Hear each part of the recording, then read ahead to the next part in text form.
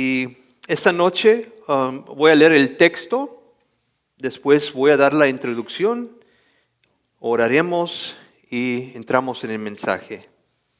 El título del mensaje esta noche es No caminemos con el mundo. No caminemos con el mundo. Esta noche el argumento principal de Pablo es: porque Dios nos ha hecho su pueblo y su templo en Cristo, no debemos unirnos al mundo, sino limpiarnos y buscar la santidad en el temor de Dios. Leemos nuestro texto.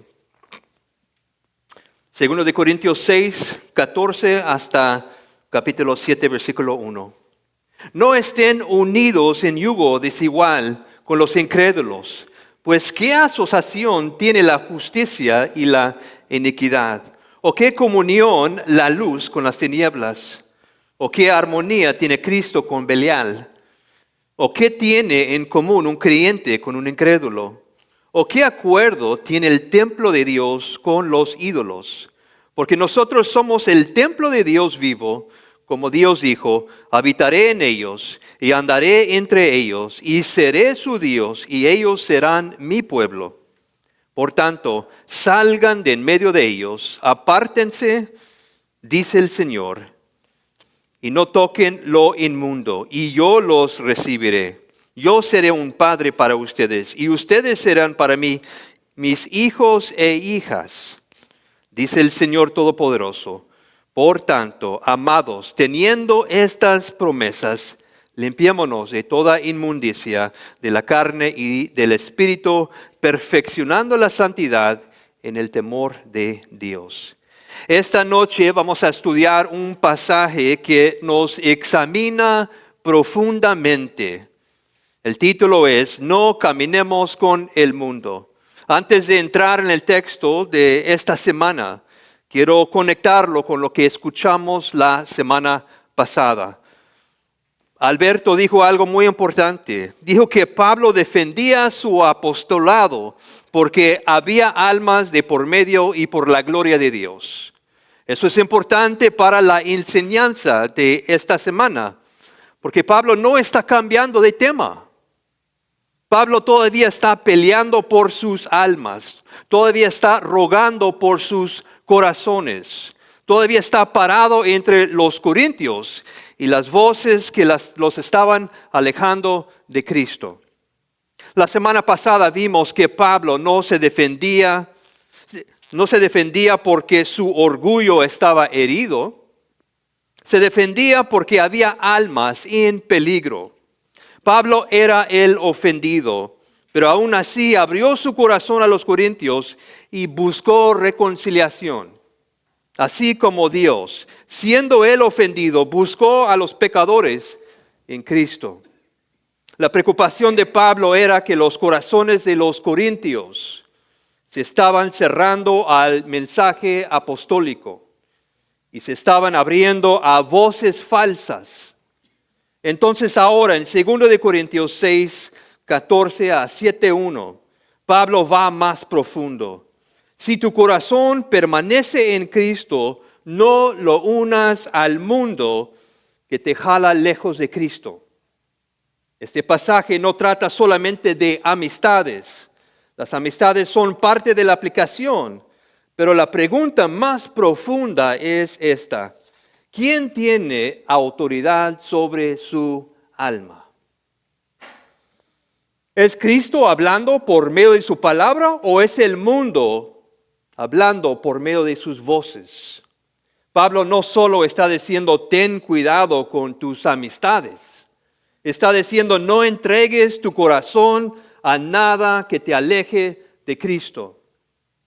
Cristo está reclamando a su iglesia por medio de su apóstol.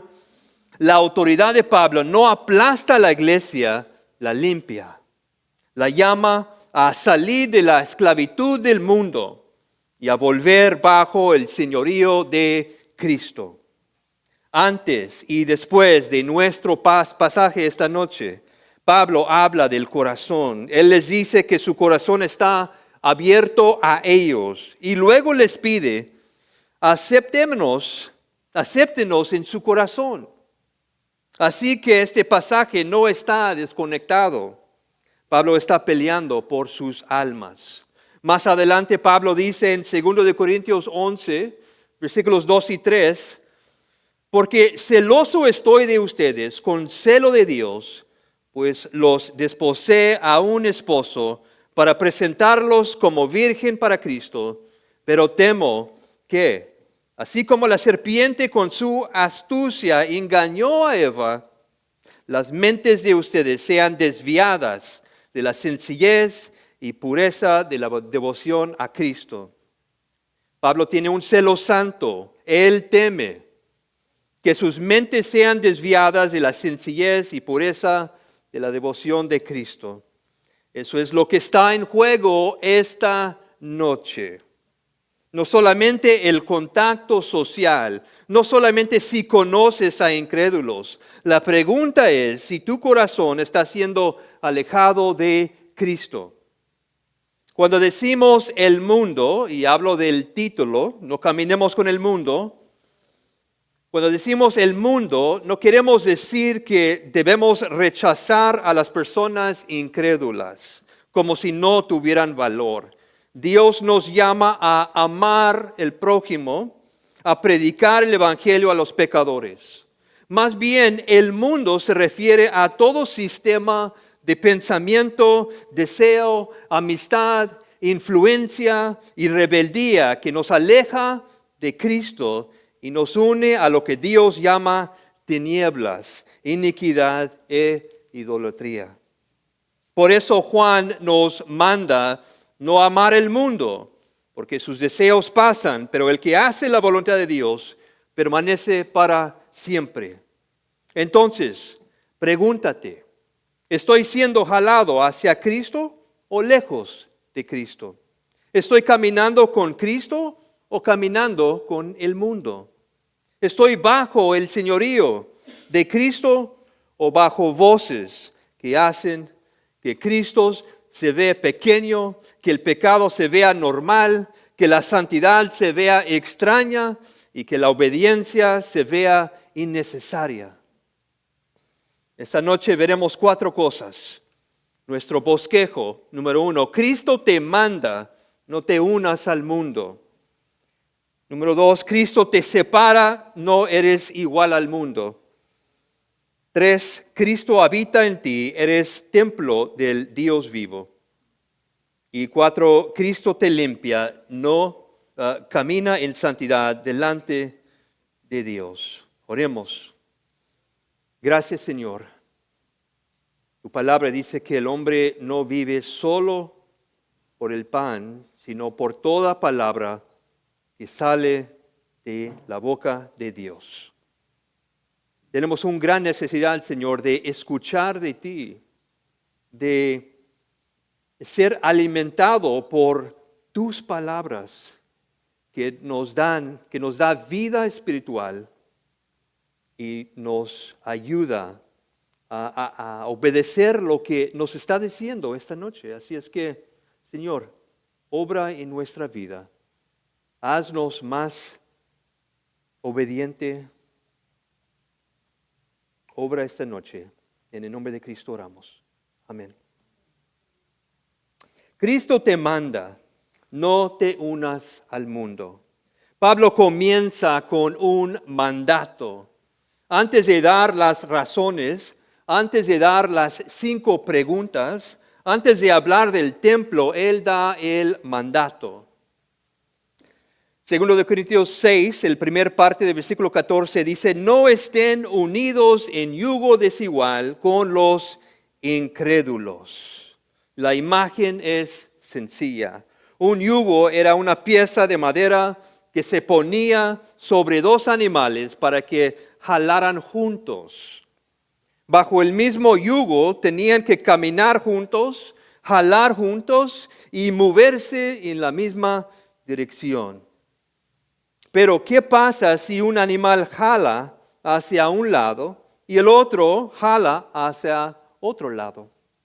El campo no queda derecho, el trabajo no queda bien, el yugo se convierte en un lugar de dolor. Pablo está usando esa imagen para decir, no amarres tu alma con la incredulidad. Cuando escoges un yugo, no estás escogiendo solamente compañía, estás escogiendo dirección. Tal vez piensas que solo estás caminando junto a la incredulidad, pero si tu corazón está unido a ella, tarde o temprano va a jalar tus pasos, doblar tu conciencia y arrastrar tu alma. La palabra griega importante aquí es heterosugeo. Significa estar unido en yugo desigual. Es estar bajo un yugo que no corresponde. Es estar unido a algo que no pertenece bajo el mismo yugo espiritual. Pero debemos de tener cuidado, hermanos. Pablo no nos está llamando a evitar todo contacto con los incrédulos. Si eso fuera cierto, no podríamos obedecer la gran comisión, amar al prójimo, ni ser sal y luz del mundo. Alguien puede preguntar, entonces, ¿eso significa que no puedo tener amigos incrédulos? No, eso no es lo que Pablo está diciendo. Los cristianos deben amar a los incrédulos, servirles, hablarles con respeto, orar por ellos y evangelizarlos. Pero hay una diferencia entre amar a alguien y estar unido en yugo con alguien. Hay una diferencia entre comer con pecadores, como lo hizo Jesús, y andar en el consejo de los impíos, que dice en Salmos 1:1. Pablo ya había explicado en 1 Corintios 5 que no nos llama a salir del mundo ni a evitar todo contacto con pecadores. El problema no es contacto, sino control. La pregunta no es, ¿conozco incrédulos? La pregunta es, ¿estoy unido en yugo con la incredulidad? Un cristiano puede acercarse a los cristianos para amarlos, servirles y hablarles de Cristo, pero un cristiano no debe de unirse a ellos de tal manera que ellos lo alejen de Cristo. Un cristiano puede acercarse a los pecadores con el Evangelio, pero no debe permitir que los pecadores se conviertan en los pastores de su alma. Santiago habla con mucha fuerza en Santiago 4:4. Él dice, oh almas adúlteras, ¿no saben ustedes que la amistad del mundo es enemistad hacia Dios? Por tanto, el que quiere ser amigo del mundo se constituye enemigo de Dios. Ese versículo debe despertar nuestra conciencia. Santiago no está condenando el amor por los pecadores, está condenando la amistad con el mundo como rival de Dios. Está condenando el corazón que quiere pertenecer a Dios y al mundo al mismo tiempo. Entonces, pregúntate, ¿quién o qué está jalando tu corazón? ¿Esta relación te está jalando hacia Cristo o lejos de Cristo? ¿Esta amistad está fortaleciendo tu alma o debilitándola? ¿Esta persona te ayuda a orar, obedecer, amar a la iglesia, temer a Dios, confesar pecado y seguir a Cristo? ¿O lentamente te está alejando de las cosas de Dios? No todo lo que jala, hermanos, es ruidoso. Algunas cosas jalan en silencio. Una persona no necesita decirte, deja a Cristo para alejarte de Cristo. Solo puede hacer que el pecado se sienta normal, que la iglesia se sienta opcional, que la santidad se sienta extraña, que la obediencia se sienta vergonzosa, que la oración se sienta innecesaria y que el camino ancho se vea atractivo.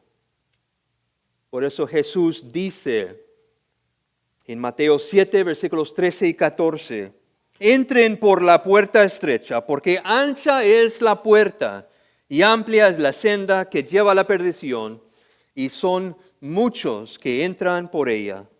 Pero estrecha es la puerta y angosta la senda que lleva a la vida, y pocos son los que la hallan. Hace unas semanas escuchamos esas palabras de Cristo.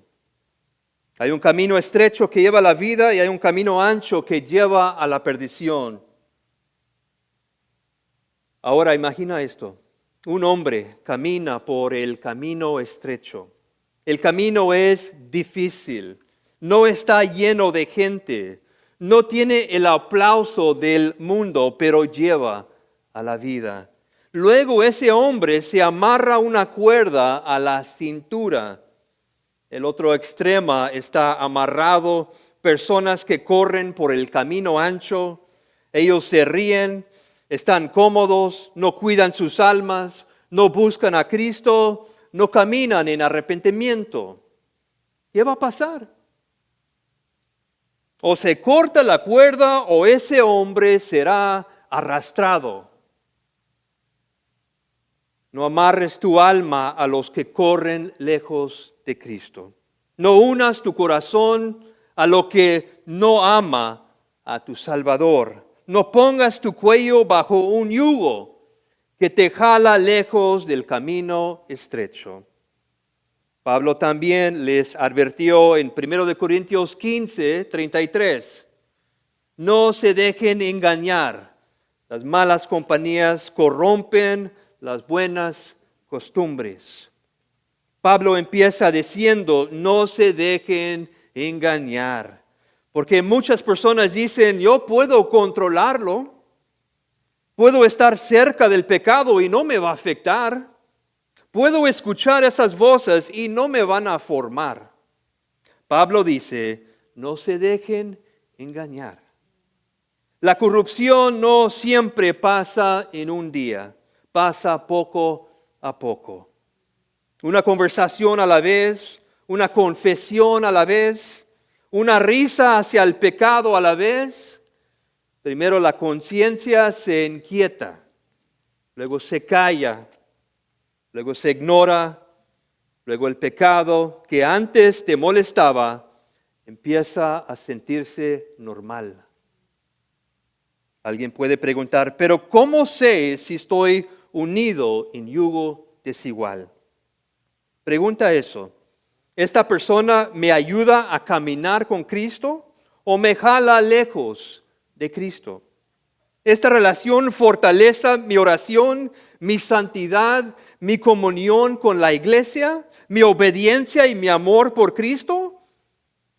¿O hace que el pecado sea más fácil, que mi adoración sea más fría y que Cristo se vea más pequeño ante mis ojos? Esa es la prueba. El Salmo 1 nos recuerda que el hombre bienaventurado no es gobernado por el consejo, el camino ni la silla de los impíos.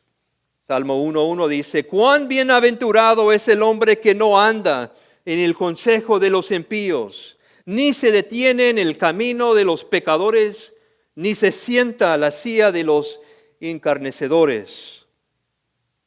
Salmo 1 no dice que el hombre bienaventurado nunca ve a los impíos. Dice que no anda en su consejo, no se detiene en su camino, ni se sienta en su silla. No es gobernado por su manera de pensar, no se siente cómodo en su rebeldía. Entonces sí, amen a los incrédulos, sírvanles. Dile las palabras de Dios, pero no permitan que la incredulidad sea su comunión más cercana. No permitan que el mundo sea su hogar. No permitan que los que no aman a Cristo jalen su corazón lejos de Cristo. Cristo te manda, no te unas al mundo. Pablo no se queda solo con el mandato de punto número 1. Si Pablo solo hubiera dado el mandato, alguien podría preguntar, ¿por qué? ¿Por qué esto es tan serio? Entonces Pablo da la razón. En punto número 2, Cristo te separa, no eres igual al mundo. Segundo de Corintios 6, el segundo parte del versículo 14 hasta el primer parte del versículo 16. Pues ¿qué asociación tiene la justicia y la iniquidad? ¿O qué comunión la luz con las tinieblas? ¿O qué armonía tiene Cristo con Belial? ¿O qué tiene en común un creyente con un incrédulo? ¿O qué acuerdo tiene el templo de Dios con los ídolos? Pablo ahora hace 5 preguntas. Y las 5 preguntas tienen la misma respuesta. Nada. No tiene nada que ver. Ninguna asociación entre justicia e iniquidad. Ninguna comunión entre luz y tinieblas. Ninguna armonía entre Cristo y Belial. Nada en común en el nivel espiritual más profundo entre el creyente y el incrédulo. Ningún acuerdo entre el templo de Dios y los ídolos. Pablo está examinando a los corintios. Está haciendo que ellos mismos respondan con su conciencia. Espiritualmente hay una separación profunda. Uno pertenece a Cristo y el otro no. Uno ha sido llevado a las tinieblas de la luz y el otro sigue en las tinieblas. Uno camina por el camino estrecho y el otro camina por el camino ancho. Uno dice Cristo es Señor, el otro dice por su vida o por su corazón yo mando sobre mí mismo. Por eso el mundo no puede ser tu hogar espiritual, hermanos y hermanas. Por eso el incrédulo no puede ser el pastor de tu alma. Por eso el mundo no puede guiarte hacia al Cristo que ellos mismos rechazan. Efesios 5:8 dice, porque antes ustedes eran tinieblas, pero ahora son luz en el Señor. Anden como hijos de la luz. Antes de Cristo éramos tinieblas nosotros. En Cristo somos luz. Por eso debemos caminar como hijos de luz. Cristo y Belial no comparten trono, reino, canción ni pueblo. El mundo no coronó a Cristo, hermanos. El mundo lo crucificó. El mundo no inclinó ante Él. El mundo se burló de Él. El mundo no dijo, este es el Hijo de Dios. El mundo gritó, crucifícalo. Entonces, si el mundo rechazó a su Salvador, a tu Salvador, ¿por qué entregarías tu alma al mundo para que te guíe? El creyente dice, mi vida pertenece a Cristo. El incrédulo dice, mi vida pertenece a mí. Entonces pregunta otra vez, ¿esta persona me ayuda a caminar con Cristo o me jala lejos de Cristo? La quinta pregunta nos lleva al siguiente punto. Pablo pasa de justicia e iniquidad, luz y tinieblas, Cristo y Belial, creyente e incrédulo, y ahora llega a la imagen más fuerte, el templo de Dios y los ídolos. Pablo ya les había advertido en 1 Corintios 10, versículo 14. Por tanto, amados míos, huyan de la idolatría. Huyan de la idolatría. No caminan cerca de ella, no juegan con ella, no preguntan qué tan cerca pueden estar. Huyan, corran de ella. No traigan de vuelta al templo de Dios lo que Cristo ya los libró.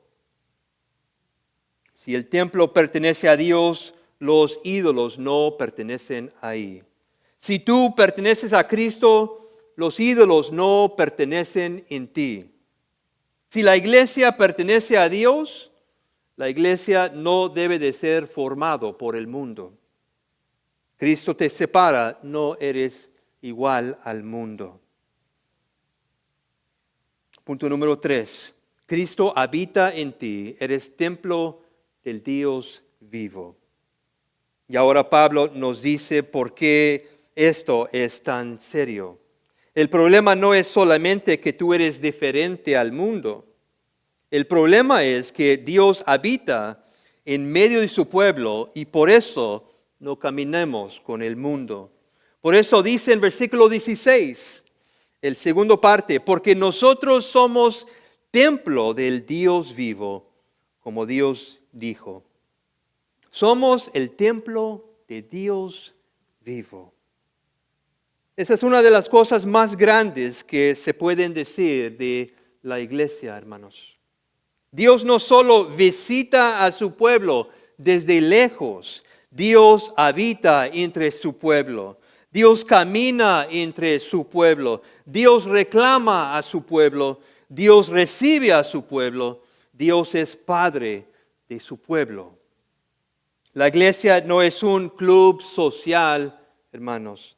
La iglesia no es un evento religioso. La iglesia es el templo del Dios vivo. Y cada verdadero creyente también pertenece a Cristo. En 1 Corintios 6, 19, 20, dice la palabra, ¿o no saben que su cuerpo es el templo del Espíritu Santo que está en ustedes, el cual tiene de Dios, y que ustedes no se pertenecen a sí mismos? Porque han sido comprados por un precio.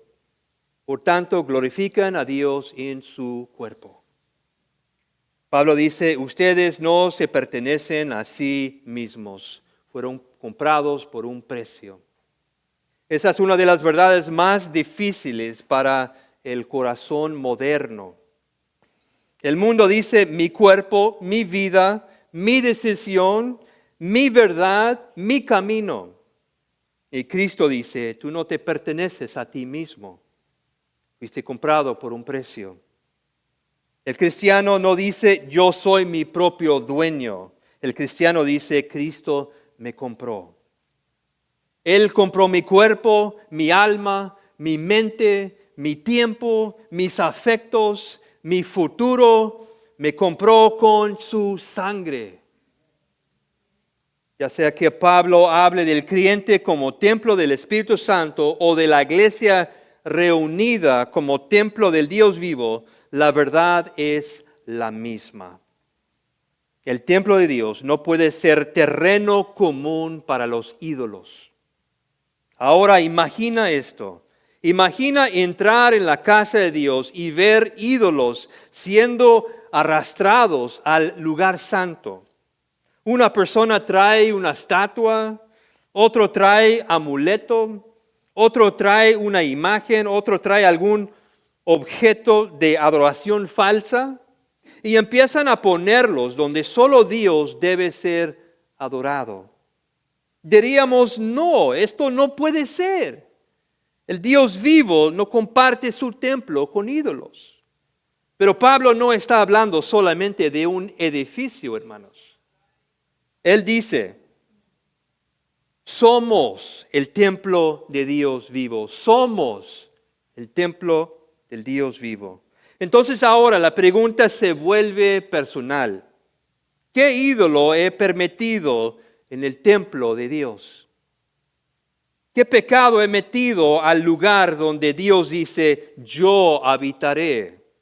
¿Qué relación he puesto donde solo Cristo debe de reinar? ¿Qué deseo he protegido? ¿Qué hábito he excusado? ¿Qué entretenimiento he recibido?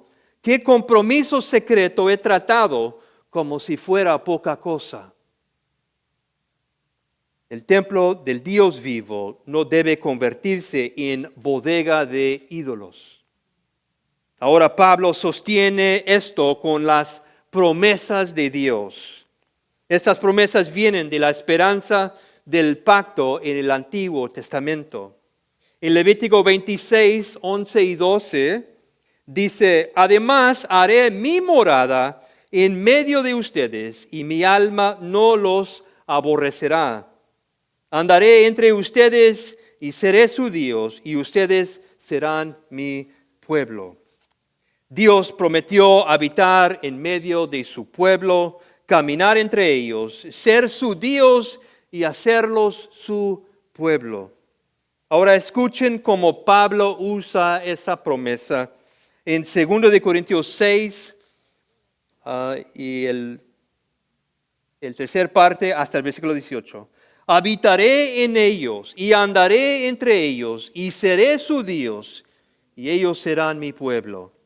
Por tanto, salgan de en medio de ellos y apártense, dice el Señor, y no toquen lo inmundo, y yo los recibiré.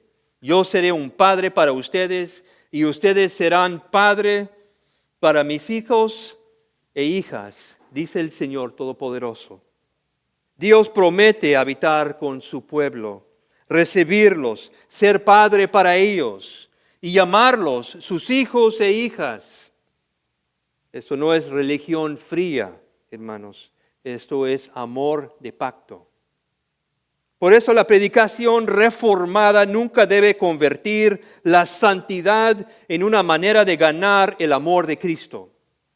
No nos limpiamos para que Dios llegue a ser nuestro Padre. Nos limpiamos porque Dios nos ha recibido como sus hijos e hijas. El legalismo dice, límpiate para que Dios te reciba. El Evangelio dice, Dios te ha recibido en Cristo, ahora límpiate. Cristo está reclamando a su pueblo. Él está diciendo, tú eres mío. No vivas como si los ídolos todavía fueran sus dueños. Tú eres mi templo. No vivas como si el mundo fuera dueño de tu corazón. Tú eres mi hijo. Tú eres mi hija. No vivas como huérfano espiritual. Y aquí debemos hablar a los miembros de la iglesia que asumen que son salvos. Es posible estar cerca del templo y no amar al Dios del templo. Es posible sentarse entre creyentes y todavía pertenecer al mundo.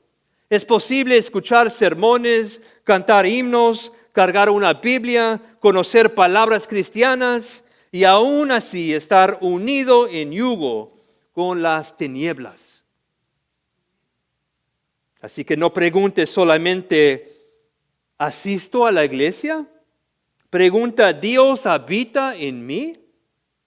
No pregunta solamente, ¿la gente piensa que soy salvo? Pregunta, ¿estoy caminando como templo del Dios vivo o estoy metiendo ídolos en mi alma? Si Pablo hubiera terminado en ese versículo 18, todavía podríamos preguntar, ¿y qué hacemos con esto? Ya escuchamos el mandato, las razones y las promesas, pero ahora Pablo lo aplica directamente. Por eso en el capítulo 7, versículo 1, empieza con por tanto. Punto número 4, Cristo te limpia, camina en santidad delante de Dios. Versículo 1 de capítulo 7. Por tanto, amados, teniendo estas promesas, limpiémonos de toda inmundicia de la carne y del espíritu, perfeccionando la santidad en el temor de Dios. Este versículo es la conclusión de todo el pasaje. Pablo dice, por tanto, amados, teniendo estas promesas. Noten la palabra promesas. No dice teniendo estas amenazas, no dice teniendo esta culpa, dice teniendo estas promesas. Las promesas de Dios no son una excusa para pecar, hermanos. Son el combustible para la santidad. Porque Dios ha prometido habitar con nosotros, recibirnos y ser nuestro Padre. Nosotros nos limpiamos, nos purificamos. La gracia no nos lleva más profundo al pecado. La gracia nos saca del pecado. Eso mismo enseña Tito. En Tito 2, versículos 11 a 14.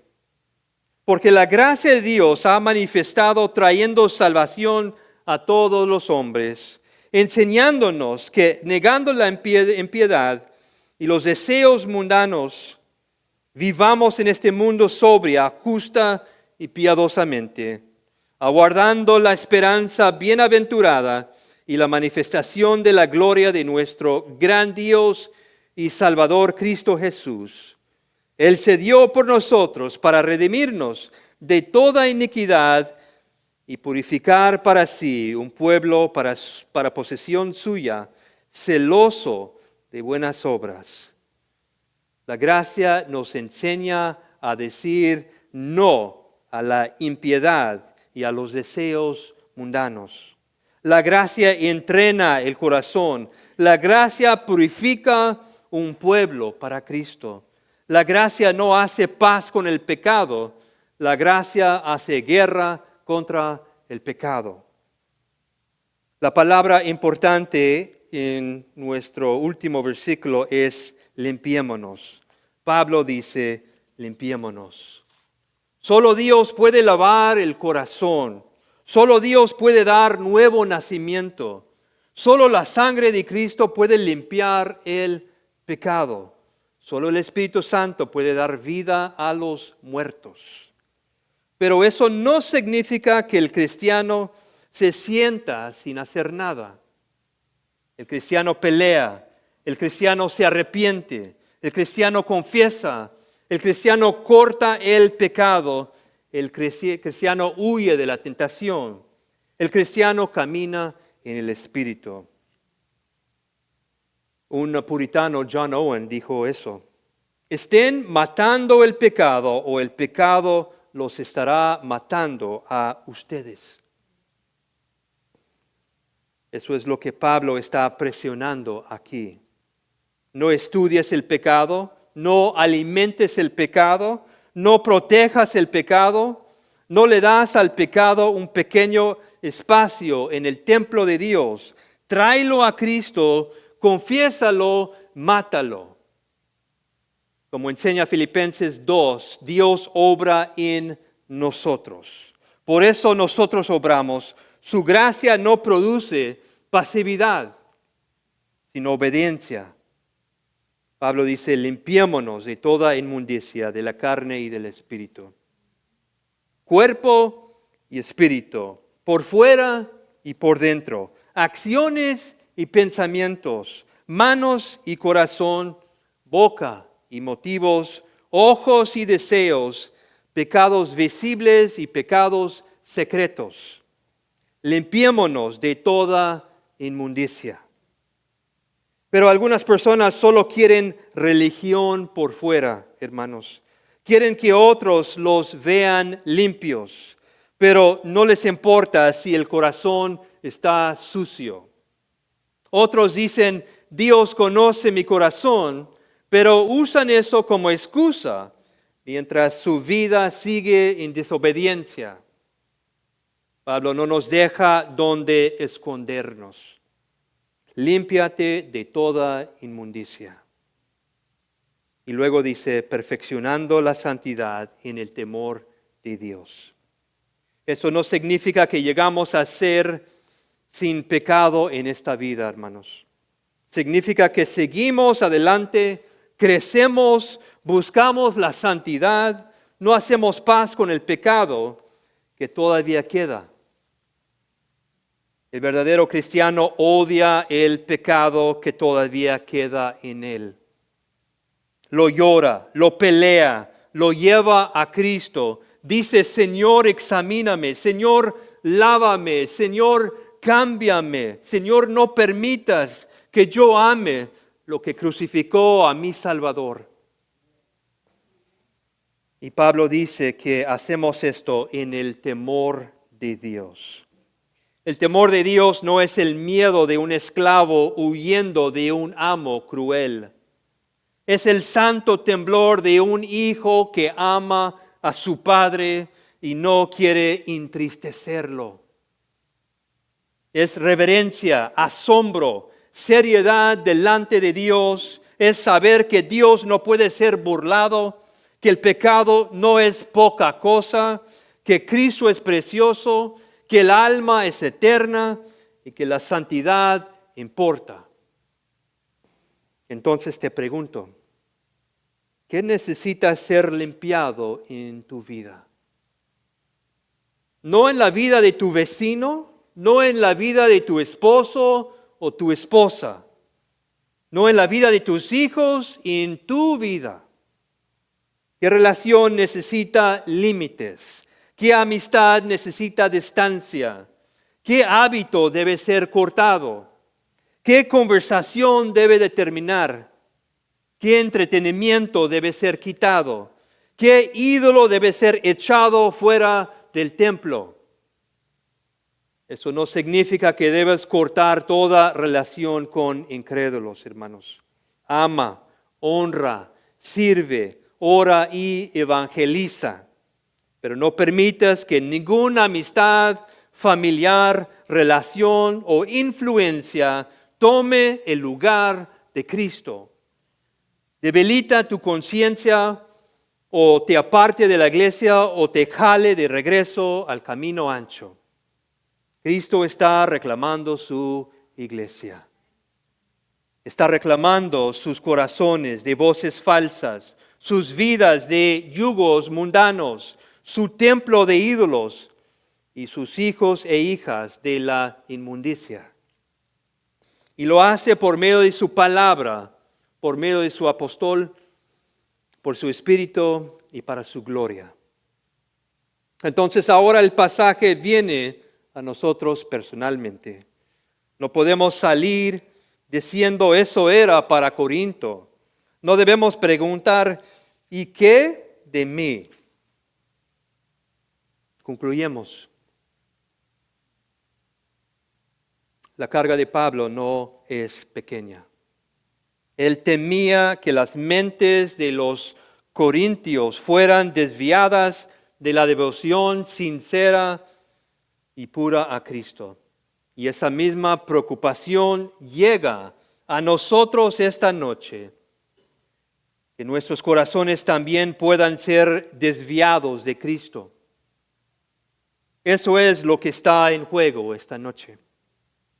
Así que te pregunto claramente, ¿quién tiene autoridad sobre su alma? ¿Quién te está formando? ¿Quién te corrige? ¿Quién guía tu conciencia?